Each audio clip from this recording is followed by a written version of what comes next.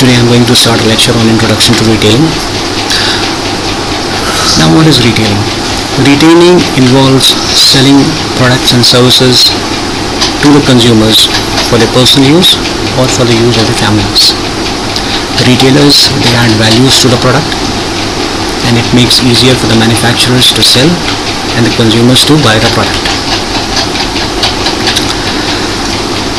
Retailing has been derived from a French word which means breaking the bulk.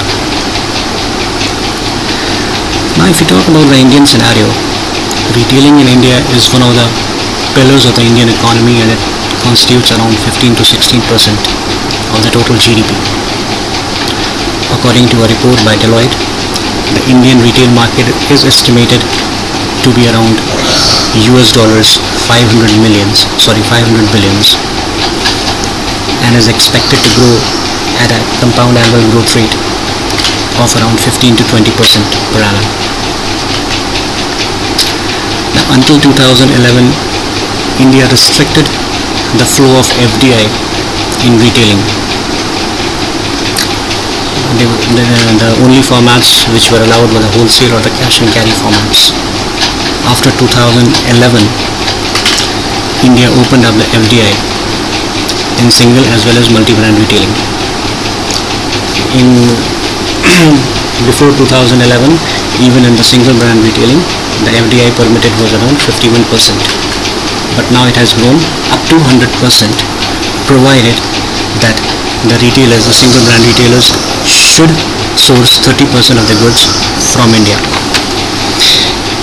Even in the multi-brand retailing, 51% FDI has been permitted, subject to state approvals. That means in the state in which they are operating, they should allow the FDI. Indian market, it has huge complexities in terms of wide geographical spread as well as different consumer preferences. Now, as per a report, India has the highest number of outlets per person, that is around 7 outlets per 1,000 persons, but has the lowest retail space, around 2 square feet per person. Now, let's talk about organized and unorganized retailing. Organized and unorganized retailing. If you talk about unorganized retailing, it is the traditional form of retailing which involves the convenience stores, the mom and pop stores, that is the family run businesses, then your pavement vendors, the pan and weedy shops. If you talk about the organized retailing, it refers to trading activities which have been undertaken by licensed retailers, that is, they pay the income tax, the sales tax, etc. Now, organized retailing is broadly classified into two parts. One is value retailing and the next one is the luxury retailing.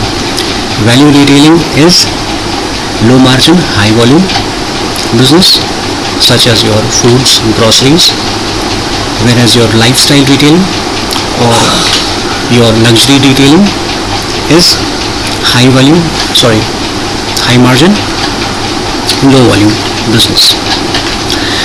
The growth of organized retailing in India is taking place due to change in the consumers' expectations, consumer preferences, growing middle class,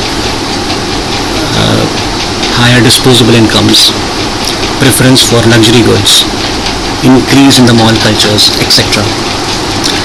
So this is all about brief introduction to retailing. In the next class, I will discuss about the various retail formats. Thank you.